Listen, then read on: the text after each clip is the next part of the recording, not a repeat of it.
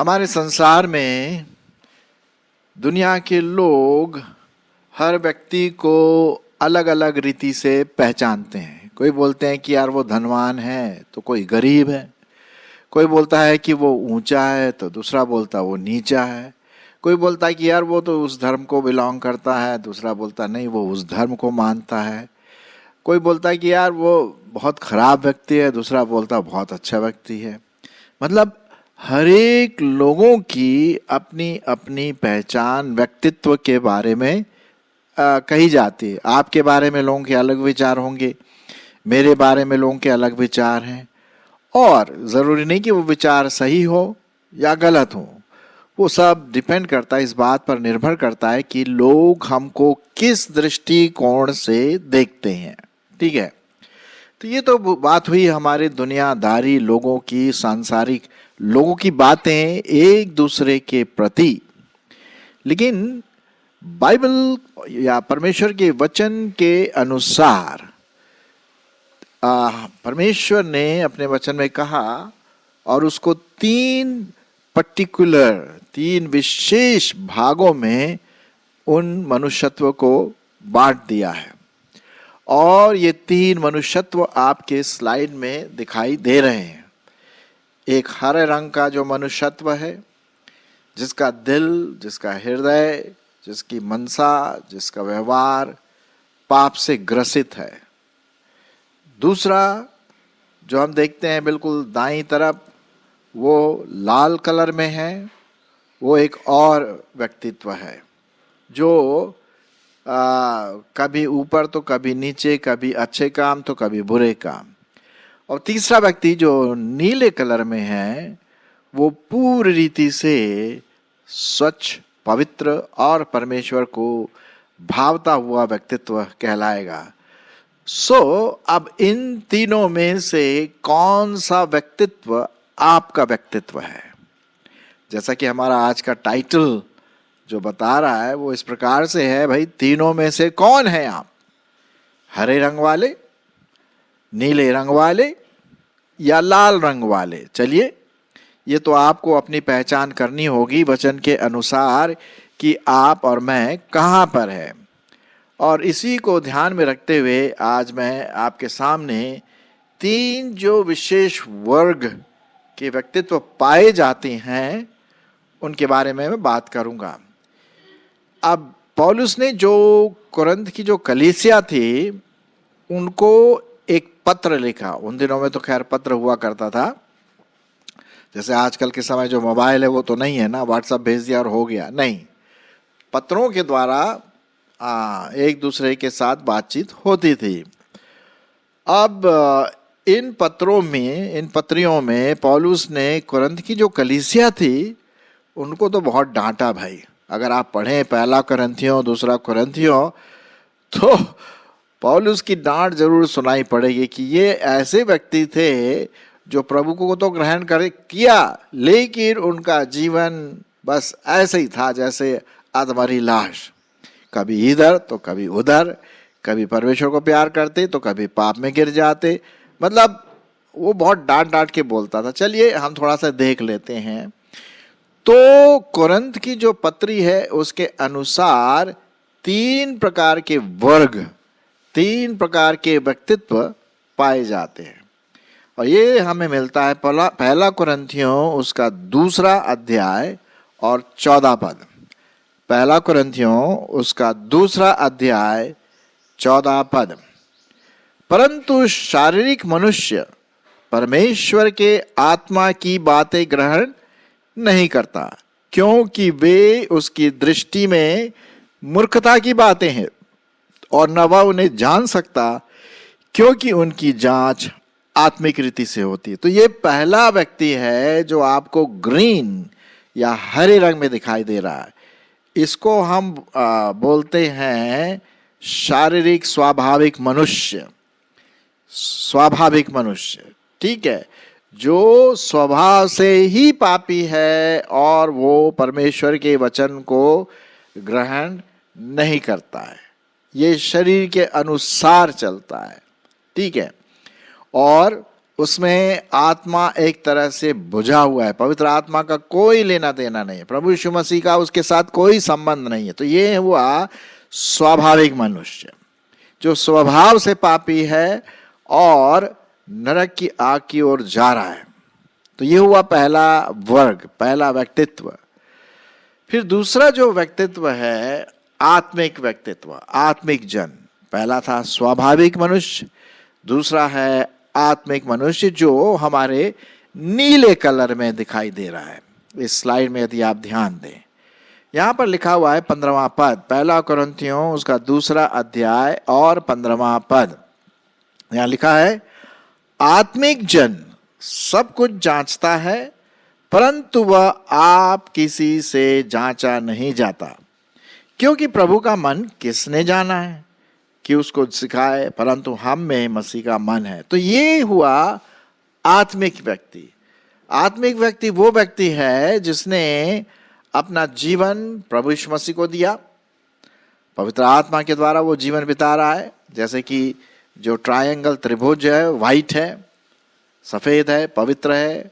जो ग्रीन वाला, हरा वाला जो मनुष्यत्व है वो स्वाभाविक है, उसका दिल गंदा है, पवित्र आत्मा नहीं, उसमें इविल स्पिरिट, बुरी आत्मा रहती, इसीलिए काले ट्रायंगल से प्रदर्शित किया। लेकिन जो आत्मिक जन है, जो नीले कलर में दिखाई दे रहा है आपको, व्हाइट जो त्रिभुज है, वो है आत्मिक जन। चलिए तीसरा व्यक्तित्व भी देख लेते हैं, और वो पाया जाता है तीसरा, पहला कुरिन्थियों उसका 3 अध्याय, पहला कुरिन्थियों उसका 3 अध्याय और पहले 1-2 पद। यहाँ लिखा हुआ है, हे भाइयों, मैं तुमसे इस रीति से बातें न कर सका जैसे आत्मिक लोगों से, परंतु जैसे शारीरिक लोगों से, और उनसे जो मसीह में बालक है।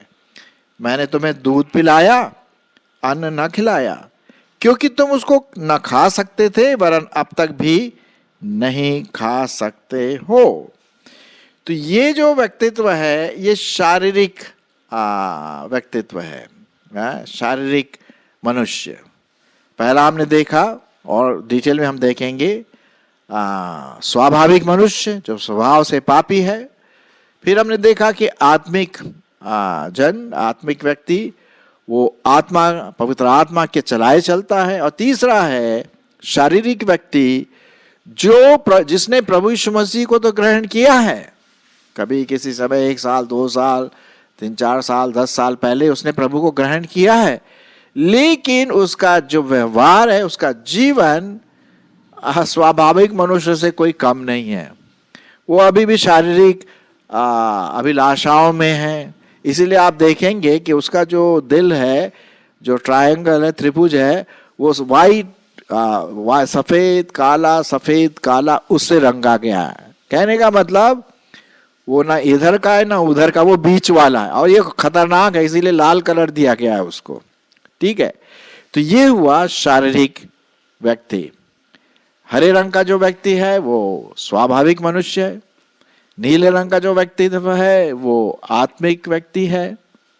ठीक है, और तीसरा जो व्यक्ति है वो शारीरिक स्वभाव का है। तो ये 3 स्वभाव है, और इन तीनों में से आप कहां पर बैठते हैं, मैं कहां पर हूं, है ना। ये प्रश्न का उत्तर तो भाई मुझे अपने आप से अपने बारे में देना पड़ेगा, और आपको अपने बारे में देना पड़ेगा। चलिए थोड़ा सा हम इसके बारे में और थोड़ा सा देखते हैं डिटेल में। तो पहले हम देखेंगे जो स्वाभाविक व्यक्ति है। स्वाभाविक व्यक्ति जो हरे रंग में जो दर्शाया गया है, जिसका दिल काला है, जिसका व्यक्तित्व शैतान के कामों से भरा पड़ा है, काला त्रिभुज है, और उसमें परमेश्वर के आत्मा का कोई कार्य नहीं है। और भी कई चीजें हैं जो हम देखते हैं इस स्वाभाविक मनुष्य में। ठीक है, इफिसियों की पत्री और उसका 2 अध्याय, इफिसियों की पत्री और उसका 2 अध्याय और उसका 2 पद। क्या लिखा हुआ? जिनमें तुम पहले संसार की रीति पर चलते थे और आकाश के अधिकार के अधिपति अर्थात उस आत्मा के अनुसार चलते थे जो अब भी आज्ञा ना मानने वालों में कार्य करता है। ये स्वाभाविक मनुष्य है, इसका नया जन्म नहीं हुआ है, वो अभी पाप में पड़ा हुआ है और वो सिर्फ और सिर्फ नरक की ओर भाग रहा है। उसके लिए बस भैया जीना यहाँ, मरना यहाँ, बस और कुछ नहीं है। पैसा कमाओ, जियो, मजा करो, अभिलाषाओं को पूरी करो और मर जाओ, कोई वो नहीं है। और कभी अगर उसके मन में कुछ अगर कोई किसी के प्रति आस्था है तो वो भी कर लेगा, इधर उधर जा करके दूसरे जो इविल लोग हैं उनकी वो पूजा करता है, लेकिन सच्चे परमेश्वर को नहीं जानता है वो। इसीलिए वो क्या है, स्वाभाविक स्वभाव से ही वो पापी है, उसका स्वभाव ही ऐसा है, स्वभाव से ही वो क्रोध का संतान है, स्वभाव से ही वो झूठ बोलता है, स्वभाव से ही वो पाप में गिरता है, अभिलाषाओं में फंसता है। ठीक है, ये वो स्वाभाविक मनुष्य है। चलिए एक दो पद और देख लेते हैं। यूहन्ना उसका 3 अध्याय और 6 पद। यूहन्ना रचित सुसमाचार उसका 3 अध्याय और 6 पद में क्या लिखा हुआ जरा देख लेते हैं। क्योंकि जो शरीर से जन्मा है वो शरीर है, और जो आत्मा से जन्मा है वो आत्मा है। जो शरीर से जन्मा है वो स्वाभाविक मनुष्य है, और जो आत्मा से जन्मा है वो आत्मिक मनुष्य है। इस यहां पर हम देखते हैं प्रभु यीशु मसीह नए जन्म के बारे में बात करते हैं, है ना। तो जो नया जन्म जिनका नहीं हुआ है, जिन्होंने उद्धार नहीं पाया है, जो स्वभाव से ही क्रोध के संतान हैं, घमंडी हैं और पाप में पड़े हुए हैं, तो वो स्वभाव से है, इसीलिए उसका नाम दिया गया है स्वाभाविक मनुष्यत्व। लेकिन जो आत्मा से जन्मा है वो क्या है, आत्मिक मनुष्य है, उसमें परमेश्वर की आत्मा है, क्योंकि उसका नया जन्म हुआ है। शारीरिक मनुष्य क्या है, इस परिवार में जन्म लेता है ना, इस परिवार में, हमारे पृथ्वी में। आत्मिक मनुष्य जो है ऊपर से जन्मा है, परमेश्वर के अनुग्रह से जन्मा है, वो यीशु मसीह को उसने उद्धारकर्ता ग्रहण करके किया है ना।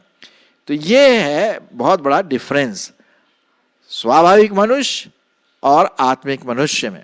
अच्छा, एक और पद मैं आपके लिए पढ़ देता हूं, रोमियो की पत्री और उसका 5 अध्याय और उसका 12वां पद। रोमियो उसका 5 अध्याय और 12 पद। इसलिए जैसा एक मनुष्य के द्वारा पाप जगत में आया और पाप के द्वारा मृत्यु आई, और इस रीति से मृत्यु सब मनुष्यों में फैल गई क्योंकि सबने पाप किया। ये स्वाभाविक मनुष्य है। एक मनुष्य के द्वारा, आदम के द्वारा पाप जगत में आया और पाप सब सारे जगत में फैल गया, सब मनुष्यों पर। और इसका अंत जो फल है, रिजल्ट क्या है, मौत। मौत है साहब, ये बाइबल बताती है, जो परमेश्वर का वचन है। ठीक है, तो यहां पर हम देखते हैं कि ये स्वाभाविक मनुष्य है। चलिए अब आत्मिक मनुष्य की ओर देख लेते हैं, जो आत्मा से जन्मा है, जिसने प्रभु यीशु मसीह को उद्धारकर्ता करके ग्रहण किया है। ठीक है, आत्मिक में, आत्मा में वो बढ़ रहा है। तो चलिए देख लेते हैं, वापस हम जाएंगे 1 कुरिन्थियों और उसका 2 अध्याय और उसका 15वां पद। ठीक है, क्या लिखा हुआ है 15वें पद में? इस प्रकार से लिखा हुआ है, मैं आपके लिए पढ़ देता हूँ। इब्रानियों और उसका 1 कुरिन्थियों और उसका, इब्रानियों नहीं, 1 कुरिन्थियों और उसका 2 अध्याय और 15वां पद। आत्मिक जन सब कुछ जांचता है, परंतु वह आप किसी से नहीं जानता है ना। अच्छा, ये हम देखते हैं वो व्यक्ति जो आत्मा में जन्मा है, जिसने प्रभु यीशु मसीह को ग्रहण किया है, जिसने अपने पापों का पश्चाताप किया है, जो प्रभु में बढ़ रहा है, प्रभु में, वचन में बढ़ रहा है, पवित्र आत्मा की अगुवाई में चल रहा है, पवित्र आत्मा उसके जीवन में काम कर रहा है, ये आत्मिक व्यक्ति है। 2 कुरिन्थियों उसका 4 अध्याय 18 पद। दूसरा कुरिन्थियों उसका 4 अध्याय और 18 पद जरा देख लेते हैं क्या लिखा हुआ है वहां पर। इस प्रकार से लिखा हुआ है, और हम तो देखी हुई वस्तुओं को नहीं वरन अनदेखी वस्तुओं को देखते हैं, क्योंकि देखी हुई वस्तुएं क्या है, थोड़े दिन की है, परंतु अनदेखी वस्तुएं सदा की। ये आत्मिक व्यक्ति बात कर रहा है जो पवित्र आत्मा में जन्मा है, जिसने अपना जीवन प्रभु यीशु मसीह के हाथ में सौंप दिया है। यूहन्ना 4:24 में शायद आपको याद होगा, प्रभु यीशु मसीह ने कहा परमेश्वर आत्मा है और जो उसकी आराधना करे कैसे करें, आत्मा और सच्चाई से। तो ये जो व्यक्ति है आत्मिक व्यक्ति, इसका जीवन पवित्र है, इसका नाम जीवन की पुस्तक में लिखा हुआ है, ये भले काम करता है, इसके जीवन में पवित्र आत्मा के फल भी पाए जाते हैं, ये पवित्र आत्मा के नियंत्रण में चलता है, चलती है, और जैसे कि इसका जो दिल है या व्यक्तित्व है वो सफेद त्रिभुज या सफेद ट्रायंगल्स बीच में है, पवित्र है, शुद्ध है, उसके पाप धुल गए। जो स्वाभाविक मनुष्य है उसके पाप नहीं धुले, वो अभी तक काला पड़ा हुआ है, पाप में डूबा है। ये जो वह दूसरा व्यक्ति है नीले रंग का, ये जो है ये विश्वासी है, और आप में से कई लोग मैं जानता हूं विश्वासी हैं। तो ये तो हुआ आत्मिक व्यक्ति, आत्मिक जन। तीसरा जो लाल कलर में है वो वाला व्यक्ति है जिसको हम कहते हैं शारीरिक जन। पहला क्या था, स्वाभाविक मनुष्य, दूसरा कौन था, आत्मिक मनुष्य, और तीसरा है शारीरिक मनुष्य। ये व्यक्ति भाई ऐसा है, उसने प्रभु यीशु मसीह पर तो विश्वास कर लिया, ठीक है, खुशी की बात है, लेकिन उसका जीवन जो है वह अविश्वासियों के समान है। वो पुराने विचारों में, पुराने ख्यालों में चलता है और वो पवित्र आत्मा को जगह नहीं देता है अपने जीवन में। विश्वासी तो कहलाता है अपने आप को, लेकिन अभी भी सुट्टा लगाता है, उल्टे सीधे काम करता है, पाप में स्लिप हो जाता है, और उसका जीवन परमेश्वर की महिमा नहीं लाता है। वो विश्वासी तो कहलाता है, इसमें कोई शक की बात है, लेकिन उसका जीवन कुछ और बताता है। और देख रहे हैं कि उसका जो त्रिभुज है या उसका जो ट्रायंगल है वो सफेद काला में है, ना तो पूरा सफेद है ना पूरा काला है। ये बड़ा खतरनाक व्यक्ति है। और इसीलिए पौलुस कुरिन्थ की कलीसिया को लिखता है कि यार तुम अभी तक बालक हो, 15 साल हो गए, तुम अभी तक बालकों के समान बातें करते हो, बालकों सी चाल चलते हो, लड़ाई झगड़े करते हो। अरे कहाँ गया वो नया जीवन? चलिए मैं आपके लिए पढ़ देता हूँ, पहला कुरिन्थियों उसका 3 अध्याय, ठीक है, पहला कुरिन्थियों उसका 3 अध्याय और उसका 1 पद से मैं पढ़ता हूँ। हे भाइयों, मैं तुमसे इस रीति से बातें न कर सका जैसे आत्मिक लोगों से, परंतु जैसे शारीरिक लोगों से, और उनसे जो मसीह में क्या है, बालक हैं। बस वही यूहन्ना 3:16 जान लिए और कैसे प्रभु में आए, और 2-3 साल 5 साल पहले, लेकिन बस उसके अलावा आगे बढ़े ही नहीं है। बाइबल के बारे में पूछो कुछ नहीं, प्रार्थना के बारे में कुछ पूछो कुछ नहीं, आत्मिक जीवन के बारे में बोलो तो वो बाप में गिरे हुए। फिर दूसरे पद में क्या लिखा, मैंने तुम्हें दूध पिलाया, अन्न नहीं खिलाया, क्योंकि तुम उसको खा नहीं सकते थे, वरन अब भी नहीं खा सकते हो, क्योंकि अब तक शारीरिक हो, इसलिए कि जब तुम में ईर्ष्या झगड़ा है तो क्या तुम शारीरिक नहीं हो और मनुष्य की रीति पर नहीं चलते, है ना? तुम में डिवीजन है, विभाजन है, कोई ग्रुप में है तो कोई ग्रुप में है, कोई बोलता मैं, किसी सुनने के लिए तैयार ही नहीं है। ये तुम शारीरिक दशा में हो, और ये खतरनाक है, हाँ बहुत खतरनाक है। यही मैं प्रश्न आपके सामने पूछ रहा था, भाई इन तीनों में से कौन सा व्यक्तित्व आपको बताता है? हरे रंग वाला जो आत्मिक रीति से मरा हुआ है या स्वाभाविक मनुष्य है, या दूसरा वाला जो नीले कलर में है, जो आत्मिक जन है, जो प्रभु को बहुत अच्छा प्यार करता है, प्रभु में बढ़ रहा है, बढ़ रही है, पवित्र आत्मा के फल उसके जीवन में है, व्यवहार और सब कुछ परमेश्वर की महिमा कर रहा है। या तीसरा जो कई साल पहले प्रभु को ग्रहण किया, लेकिन आज भी वैसे ही प्रभु को ग्रहण करने से पहले से जीवन था ना, वैसे ही चल रहा। अब ये कुरिन्थ के लोग तो ऐसे ही थे, ऐसे ही थे। और पौलुस इनको डांटता है, बहुत जबरदस्त डांटता है ना। गलतियों उसका 5 अध्याय, ये बड़ी खतरनाक व्यक्तित्व है, इसे हमें होशियार रहना है। गलतियों उसका 5 अध्याय और 19 से 21 पद, क्या लिखा हुआ है? शरीर के काम तो प्रकट है, जो शारीरिक दशा में है, शारीरिक व्यक्ति है? शरीर के काम तो प्रकट है, व्यभिचार, गंदे काम, लुचपन, मूर्ति पूजा, टोना, बैर, झगड़ा, ईर्ष्या, क्रोध, विरोध, फूट, विधर्म, डा, मतवालापन, लीला, क्रीड़ा और इनके और भी काम हैं जिनके बारे में तुमसे कह चुका हूं। ये शारीरिक लोग हैं, बस एक बार प्रभु को ग्रहण किया उसके बाद छुट्टी है। ऐसे नहीं चलता है, ऐसे नहीं चलता है। एक जगह पे लिखा हुआ है प्रकाशित वाक्य में, तुम लोग ऐसे हो ना तो ठंडे हो ना गर्म, गुनगुने हो। वचन कहता है ऐसा लगता है कि मुंह से बाहर फेंक दूं गुनगुनापन। मेरे प्रियो, आइए जो कार्नल है, जो शारीरिक हैं, वापस प्रभु के पास आए। अगर हमने पाप किया है तो उसको हम परमेश्वर के सामने कन्फेस करें, पश्चाताप करें, प्रभु ग्रहण करेगा। वो हमेशा लिखा हुआ है, 1 यूहन्ना 1:9 में लिखा है, यदि हम अपने पापों को मान लें तो वो हमारे पापों को क्षमा करने में विश्वास योग्य और धर्मी है। तो वापस आए, पवित्र आत्मा की चाल चले। उसमें लिखा हुआ है इफिसियों की पत्री में, है ना, कि पवित्र आत्मा के फल मेल मिलाप, धीरज, प्रेम, ये हमें होना है, तभी हम आत्मिक व्यक्ति बने।